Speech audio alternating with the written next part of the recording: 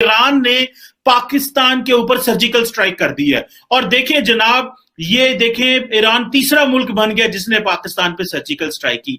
मैं ये जानना चाहता हूं, कहीं कोई बात नहीं है, कुछ भी नहीं है, ये आउट ऑफ द ब्लू कहां से बातें बन जाती हैं मीडिया के ऊपर, और खास करके भारत के मीडिया के ऊपर? मान साहब, आप इसमें जरा रोशनी डालें ना सर।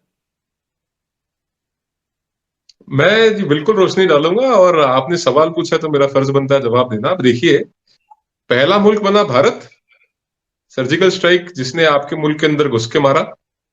दूसरा मुल्क बना अफगानिस्तान, और तीसरा मुल्क बना ईरान।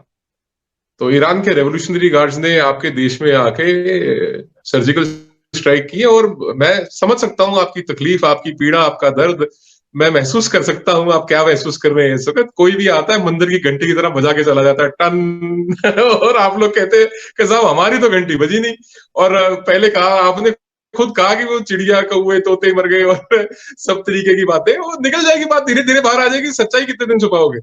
पहले भी आपने 40-41 दिन के बाद मीडिया को जाने दिया बालाकोट में, आप भी हो जाएगा, धीरे धीरे निकल आएगी सारी कहानी बाहर। कोई बात नहीं, आप चिंता क्यों कर रहे हो? आपके नहीं हुआ ना, कोई नहीं हुआ ना, आप चिंता मत करो, कोई बात नहीं, छोड़ दो। आप तवज्जो ही मत दो इस बात पे, जाने दो, छोड़ दो। मान साहब, आप डिस्कस कर रहे हो, इसका मतलब ये है कि कुछ तो हुआ है। आप रात के अंधेरे में आते हैं, और दूसरा अभी ईरान को भी साथ डाल लिया। मेरा ख्याल है कि सारा कुछ आप अपने डोमेस्टिक प्रोपेगेंडा करने के लिए और अवाम को खुश करने के लिए करते रहते हैं, ऐसी बात है मान साहब? थोड़ा सा ना लॉजिक और रीजनिंग के साथ बात कीजिए चीमा साहब। आपका कहते हैं ना कि हमारा हमसाया मुल्क है और हमारा बिरादर मुस्लिम मुमालिक है, इस्लामी मुल्क है। तो ये सब बातें जब आप कहते हैं तो मेरे को दिखा दो, ईरान ने कब कहा कि साहब इंडिया प्रोपेगेंडा कर रहा है और हमने कोई सर्जिकल स्ट्राइक नहीं करी पाकिस्तान के अंदर? ईरान का बयान आया है, वो दिखा दो। अब नहीं आया तो उसका मतलब कहीं ना कुछ तो गड़बड़ है। और वही बात मेरी पहले वाली, आप कह रहे हैं कि साहब आप बालाकोट में रात को क्यों आए? अरे भैया, हमारे पास सर्विलेंस इक्विपमेंट है, हमारे पास जहाज हमारे ऐसे कि रात को उड़ सकते हैं। अब आपके वाले तो नहीं है ना साहब कि दिन दिन में उड़ेंगे, साले रात को उड़ेंगे ही नहीं।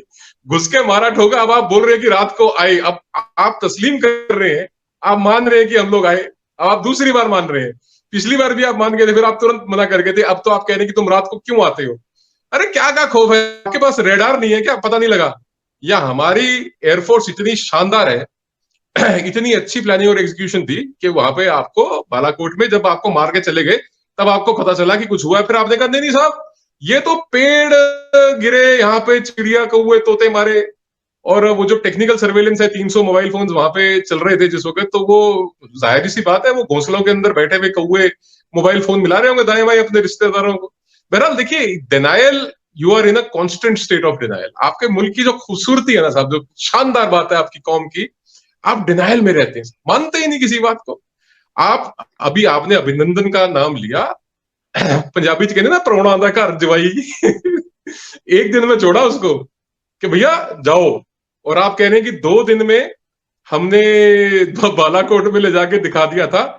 तो मेरे ख्याल 40 दिन, अगर मेरा, बिकॉज मेरा गणित कोई बहुत अच्छा नहीं है, मेरा मैथ्स इतना अच्छा नहीं है, 960 घंटे होते हैं। तो मेरा ख्याल है कि जी जाहिर सी बात है 480 घंटे का दिन है आपका।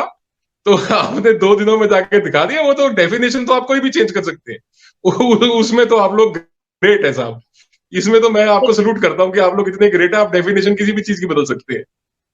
बहरहाल सच्चाई है कि आपने बहुत लंबे वक्त के बाद खूब वहां पे सफाई सुफाई करके और वो जुगाड़ सा खड़ा करके दोबारा उसके बाद आपने लाके दिखाया कि देखो चिड़िया, कौवे और तोते मारे इन्होंने यहाँ पे हमारे, और पेड़ गिराए हैं।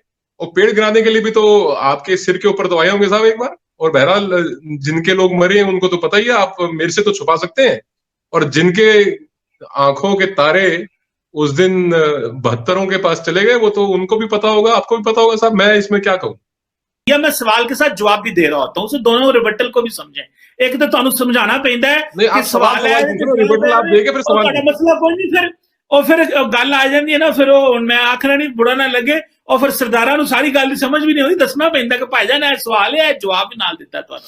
अच्छा, हुण मैनू ये दसो, आपकी एयरफोर्स ने तो प्रोपेगेंडा कर ली।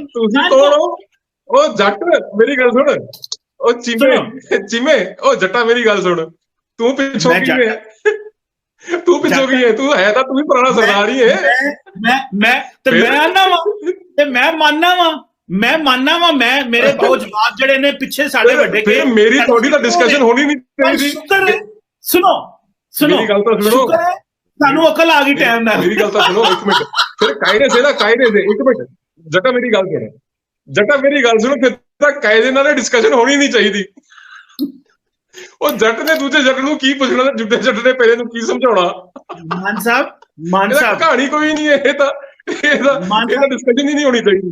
ईरान का मैं सिर्फ बता दूं, ईरान वो वाहिद मुल्क है जो हमेशा कश्मीर के ऊपर बात करता है। ईरान वो वाहिद मुल्क है जो हमेशा इंडियन ऑक्युपाइड कश्मीर के ऊपर बात करता है। शायद आपको इसका याद नहीं है या पता नहीं है, तो आप उनकी स्टेटमेंट चेक कर लें, सो इतने खुश ना हो। But any how, moving forward from this, आपने कुछ कहना? मूविंग फॉरवर्ड, मैं एक सेकंड का रिकॉर्डर ले लो। आपने और ईरान ने मिलकर क्या उखाड़ लिया?